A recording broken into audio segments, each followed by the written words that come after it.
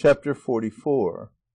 How Sancho Panza was conducted to his government, and of the strange adventure that befell Don Quixote in the castle. It is stated, they say, in the true original of this history, that when Cide Hamete came to write this chapter, his interpreter did not translate it as he wrote it, that is, as a kind of complaint the more made against himself for having taken in hand a story so dry and of so little variety as this of Don Quixote, for he found himself forced to speak perpetually of him and Sancho without venturing to indulge in digressions and episodes more serious and more interesting. He said, too, that to go on, mind, hand, pen, always restricted to writing upon one single subject, and speaking through the mouths of the few characters, was intolerable drudgery, the result of which was never equal to the author's labour, and that to avoid this he had in the first part availed himself of the device of novels, like The Ill-advised Curiosity and The Captive Captain, which stand, as it were, apart from the story. The others are given there, being incidents which occurred to Don Quixote himself and could not be omitted. He also thought, he says, that many, engrossed by the interest attaching to the exploits of Don Quixote, would take none in the novels, and pass them over hastily or impatiently, without noticing the elegance and art of their composition, which would be very manifest were they published by themselves, and not as mere adjuncts to the crazes of Don Quixote or the simplicities of Sancho. Therefore, in this second part he thought it best not to insert novels, either separate or interwoven, but only episodes, something like them, arising out of the circumstances the facts present, and even these sparingly, and with no more words than suffice to make them plain. And as he confines and restricts himself to the narrow limits of the narrative, though he has ability, capacity, and brains enough to deal with the whole universe, he requests that his labours may not be despised, and that credit be given him not alone for what he writes, but for what he has refrained from writing. And so he goes on with his story, saying that the day Don Quixote gave the counsels to Sancho, the same afternoon after dinner he handed them to him in writing, so that he might get some one to read them to him. They had scarcely, however, been given to him when he let them drop, and they fell into the hands of the duke, who showed them to the duchess, and they were both amazed afresh at the madness and wit of Don Quixote. To carry on the joke, then, the same evening they despatched Sancho with a large following to the village that was to serve him for an island. It happened that the person who had him in charge was a majordomo of the duke's, a man of great discretion and humour, and there can be no humour without discretion, and the same who played the part of the Countess Trifaldi in the comical way that has been already described. And thus qualified and instructed by his master and mistress as to how to deal with Sancho, he carried out their scheme admirably. Now it came to pass that as soon as Sancho saw this majordomo, he seemed in his features to recognise those of the Trifaldi, and turning to his master he said to him, "Señor, either the devil will carry me off here on this spot, righteous and believing, or your worship will own to me that the face of this majordomo of the duke's here is the very face of the distressed one." Don Quixote regarded the majordomo attentively, and having done so, said to Sancho, "There is no reason why the devil should carry thee off, Sancho, either righteous or believing, and what thou meanest by that I know not. The face of the distressed one is that of the majordomo, but for all that the majordomo is not the distressed one, for his being so would involve a mighty contradiction. But this is not the time for going into questions of the sort, which would be involving ourselves in an inextricable labyrinth. Believe me, my friend, we must pray earnestly to our Lord that he deliver us both from wicked wizards and enchanters." "It is no joke, señor," said Sancho, "for before this I heard him speak, and it seemed exactly as if the voice of the Trifaldi was sounding in my ears. Well, I'll hold my peace, but I'll take care to be on the lookout henceforth for any sign that may be seen to confirm or do away with this suspicion." "Thou wilt do well, Sancho," said Don Quixote, "and thou wilt let me know all thou discoverest, and all that befalls thee in thy government." Sancho at last set out, attended by a great number of people. He was dressed in the garb of a lawyer, with a gaban of tawny watered camlet over all, and a montera cap of the same material, and mounted a la jineta upon a mule. Behind him, in accordance with the duke's orders, followed Dapple, with brand new ass trappings and ornaments of silk, and from time to time Sancho turned round to look at his ass, so well pleased to have him with him that he would not have changed places with the Emperor of Germany.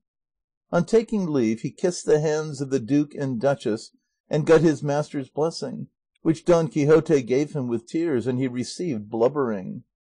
Let worthy Sancho go in peace, and good luck to him, gentle reader, and look out for 2 bushels of laughter, which the account of how he behaved himself in office will give thee. In the meantime, turn thy attention to what happened his master the same night, and if thou dost not laugh thereat, at any rate thou wilt stretch thy mouth with a grin, for Don Quixote's adventures must be honoured either with wonder or with laughter.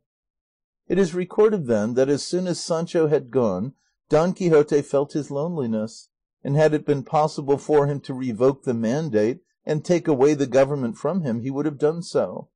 The duchess observed his dejection, and asked him why he was melancholy, because, she said, if it was for the loss of Sancho, there were squires, duennas, and damsels in her house who would wait upon him to his full satisfaction.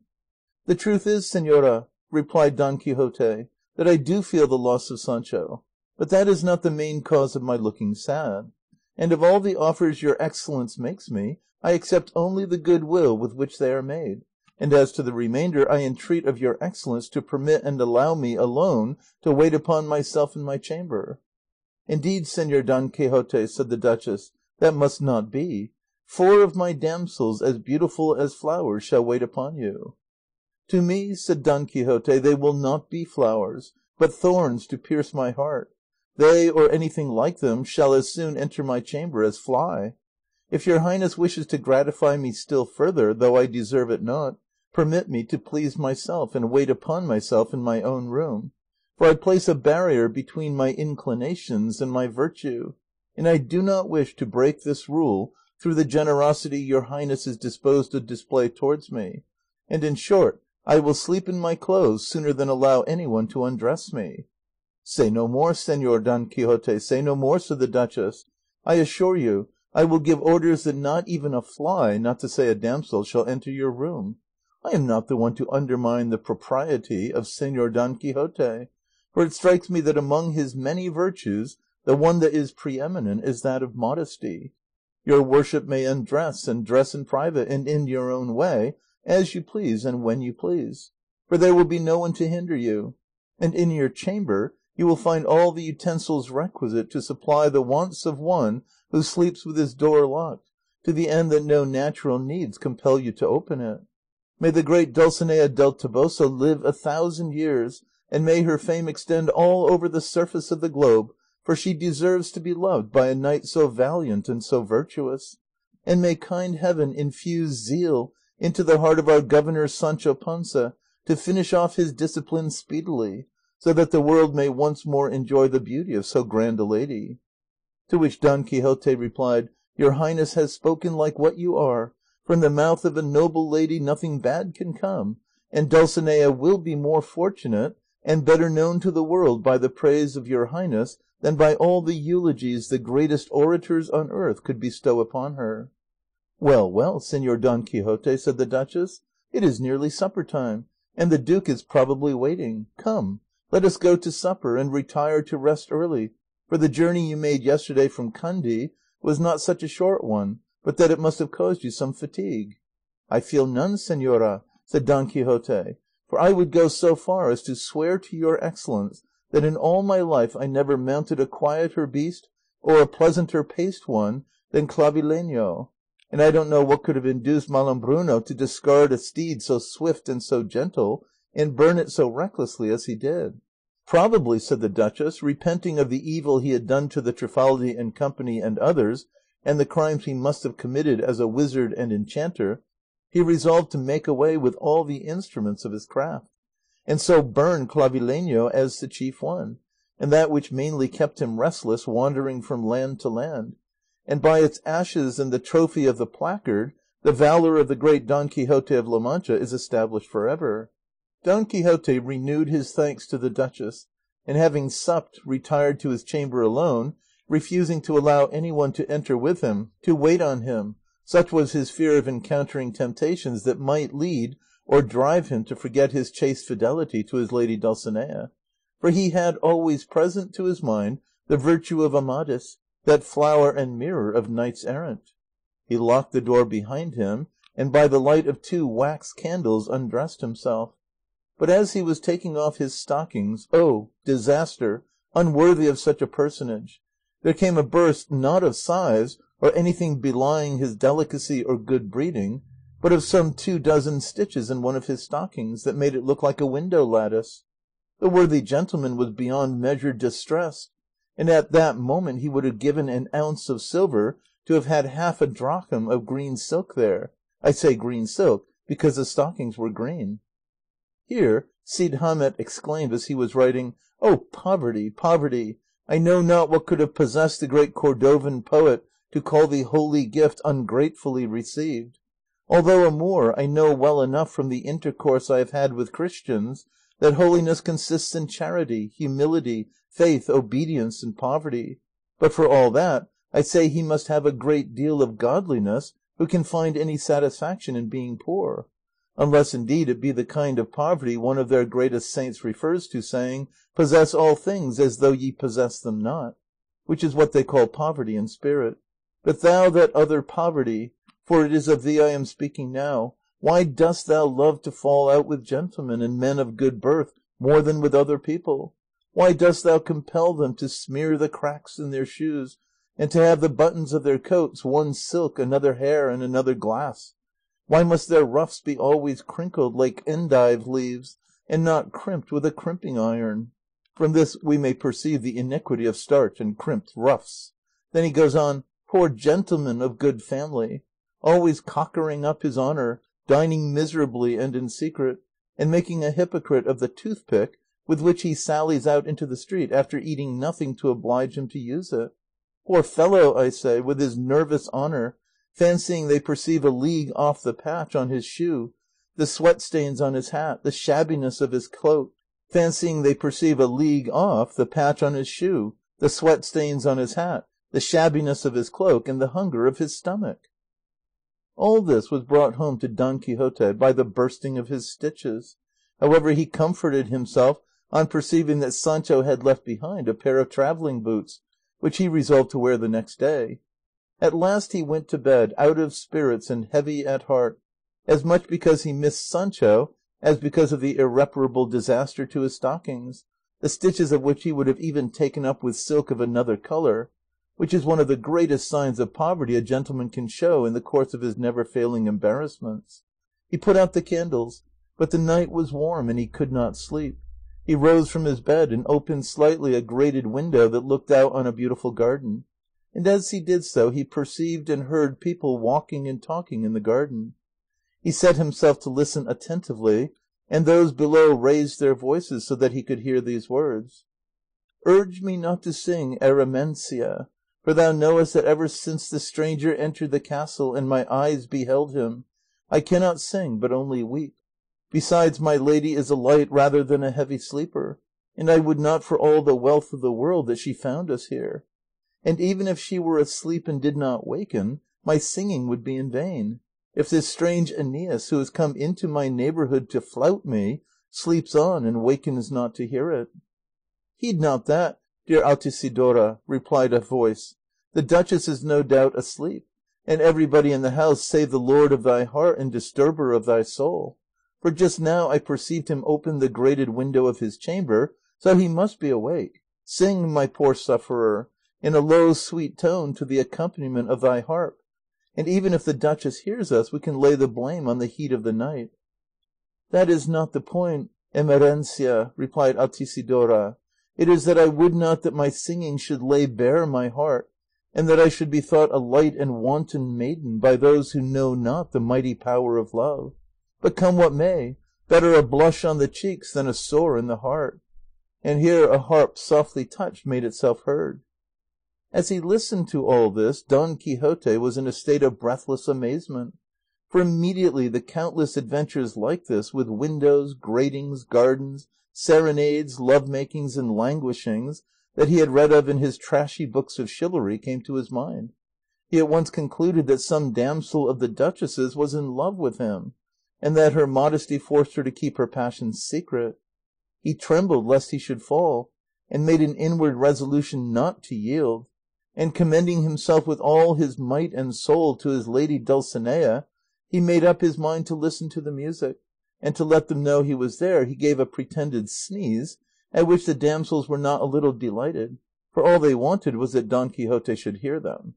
So, having tuned the harp, Altisidora, running her hand across the strings, began this ballad. O thou that art above in bed, between the holland sheets, a-lying there from night till morn, with outstretched legs asleep, O thou most valiant knight of all the famed Manchegan breed, of purity and virtue more than gold of Araby, give ear unto a suffering maid, well grown but evil starred, for those two sons of thine have lit a fire within her heart. Adventures seeking thou dost rove, to others bringing woe. Thou scatterest wounds, but the balm to heal them dost withhold. Say, valiant youth, and so may God thy enterprises speed. Didst thou the light mid Libya's sands or Jacca's rocks first see? Did scaly serpents give thee suck, who nursed thee when a babe? Wert cradled in the forest rude or gloomy mountain cave? O Dulcinea may be proud, that plump and lusty maid, for she alone hath had the power a tiger fierce to tame, and she for this shall famous be from Tagus to Jarama, from Manzanares to Genil, from Duero to Arlanza. Fain would I change with her and give a petticoat to boot, the best and bravest that I have, all trimmed with gold galloon. O for to be the happy fair thy mighty arms enfold, or even sit beside thy bed and scratch thy dusty poll. I rave, to favours such as these unworthy to aspire, thy feet to tickle were enough for one so mean as I. What caps, what slippers silver laced would I on thee bestow, what damask breeches make for thee, what fine long holland cloaks, and I would give thee pearls that should as big as oak galls show, so matchless big that each might well be called the great alone. Manchegan Nero, look not down from thy Tarpeian rock upon this burning heart, nor add the fuel of thy wrath. A virgin soft and young am I, not yet 15 years old. I'm only 3 months past 14, I swear upon my soul.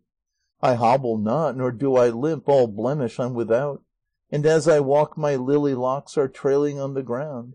And though my nose be rather flat, and though my mouth be wide, my teeth like topazes exalt my beauty to the sky.